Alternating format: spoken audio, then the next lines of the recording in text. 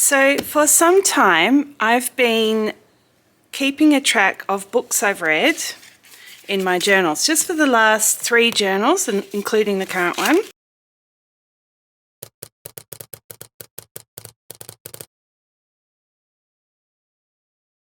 The first journal in 2023, I just had a very small square that was big enough for a little picture of the book cover, and then a rating, and then a few notes, like very minimal.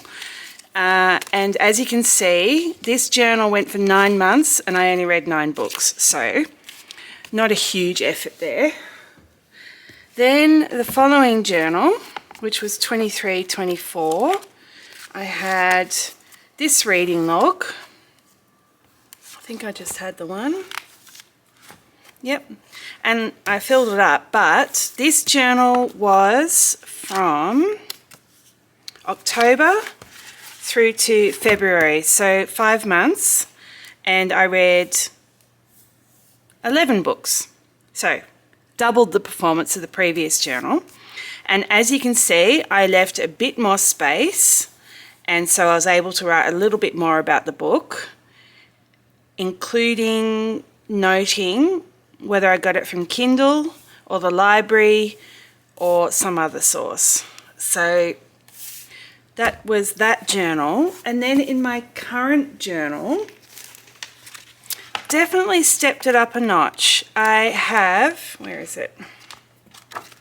So I've got this reading log, and this is just for between June and July. So this one started in March.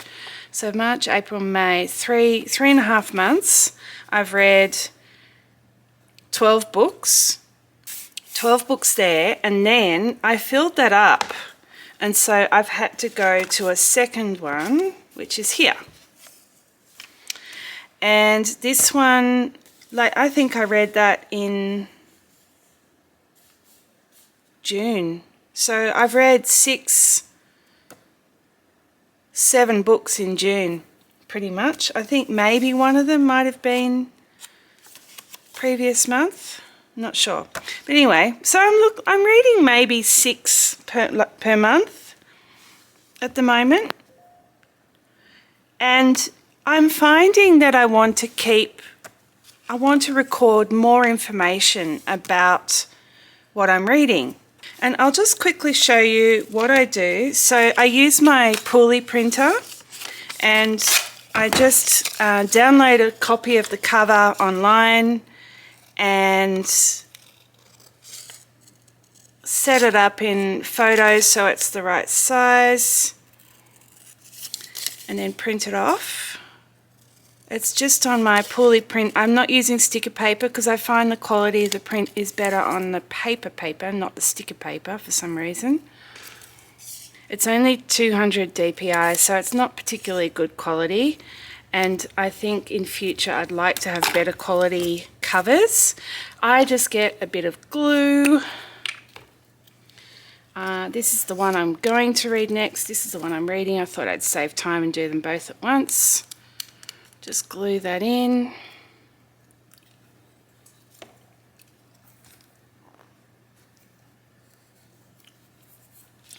Do next ones, get ready for the next one, which I'm reading now.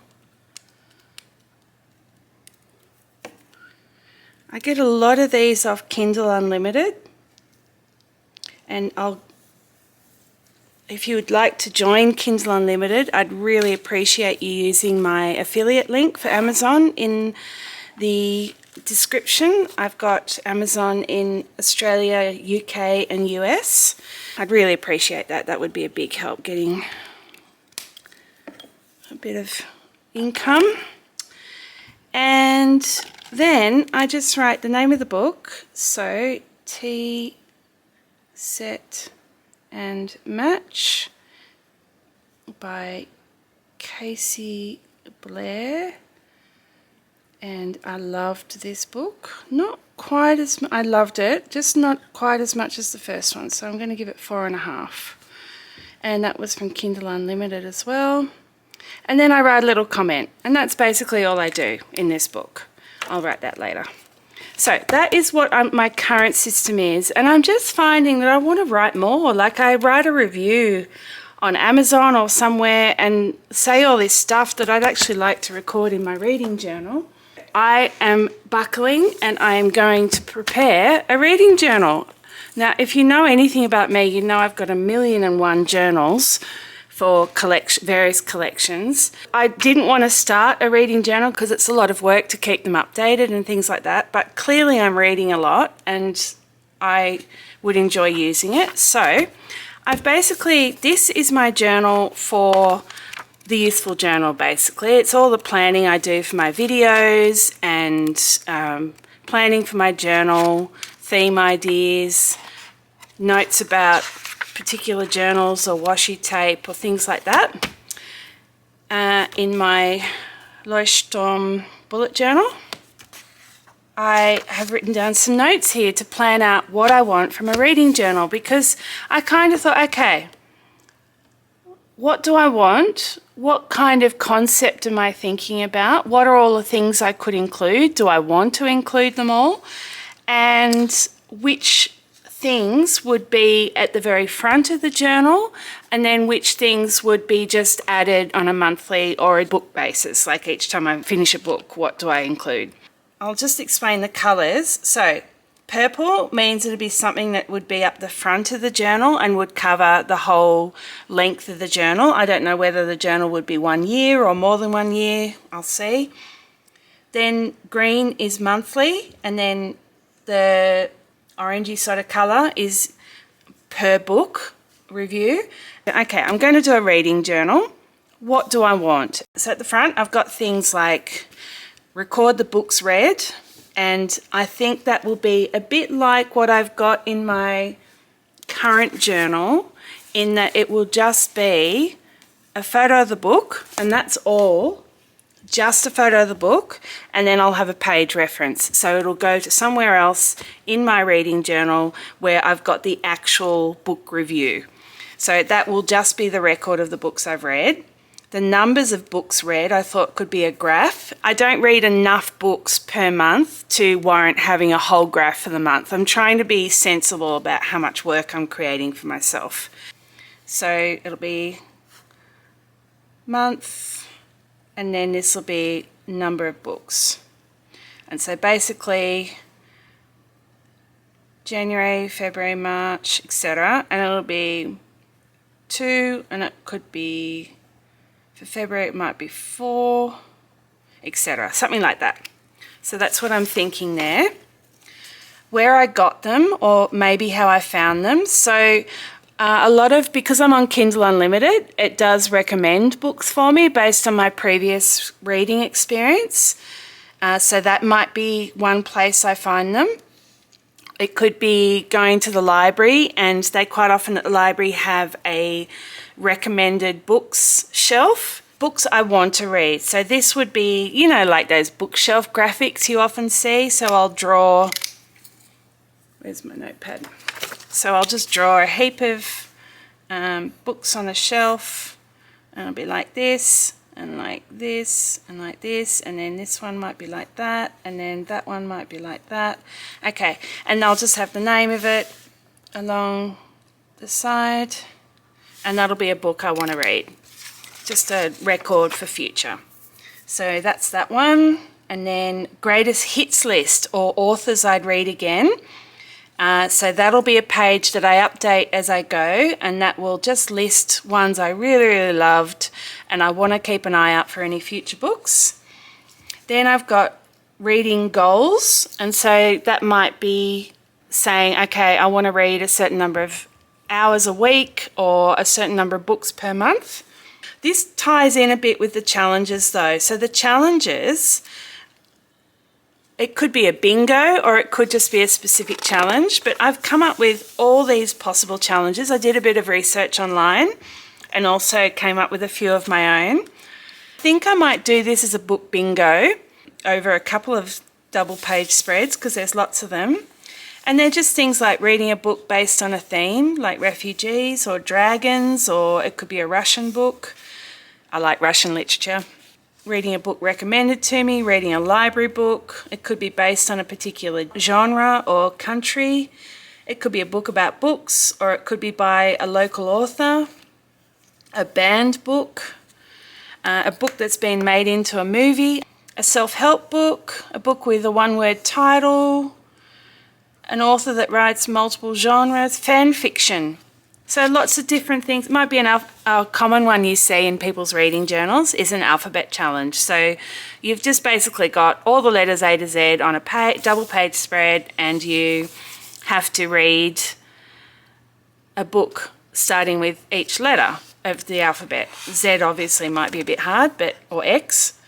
But yeah, that's that challenge. And that's where some of these would go in a big book bingo, and some of them would be a standalone challenge. Also at the front, a page, I'm not sure whether this would be just a reference to a particular book review, but it's noting down the books that I didn't finish. This is rare for me, so to be honest, there wouldn't be that many books on this list. But it's just, I think it's good to note when you don't finish a book and why. I would have a library tracker, so it's always fun trying to remember when your books are due and how many books you've borrowed. So that would just track how many books I've got out and when they're due. And then a genre tracker is where you just have, it's kind of like another graph, and you just have, I think it'd be by month maybe. So Jan, Feb, March, April kind of thing. And then, like, I suppose you would just have how many books a month I might read. Like, it's probably only going to go up to 6 or 7 maybe. So let's just say 8 to be safe.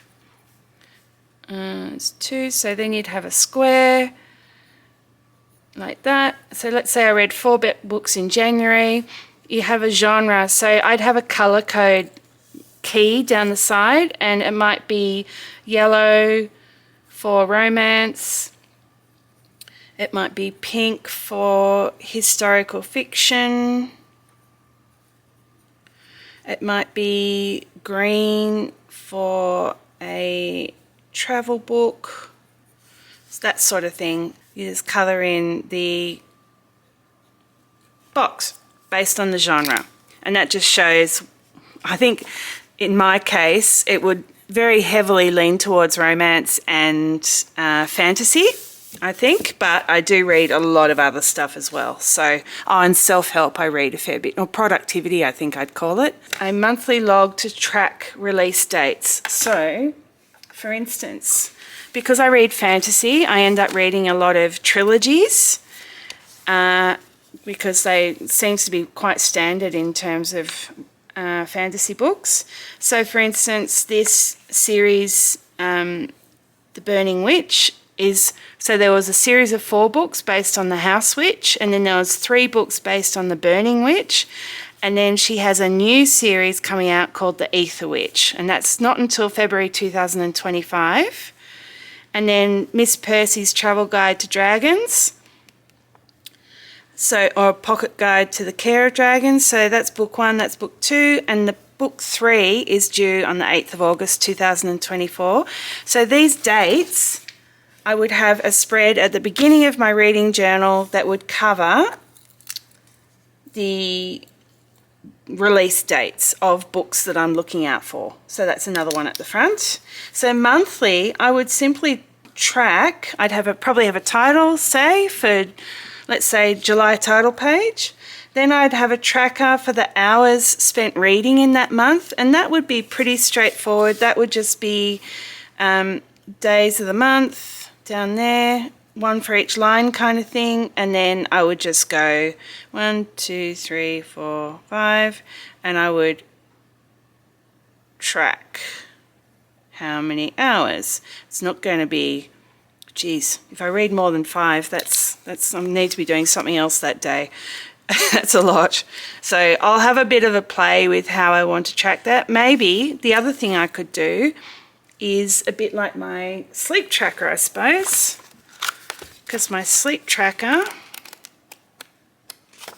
where is it? Here's my sleep tracker.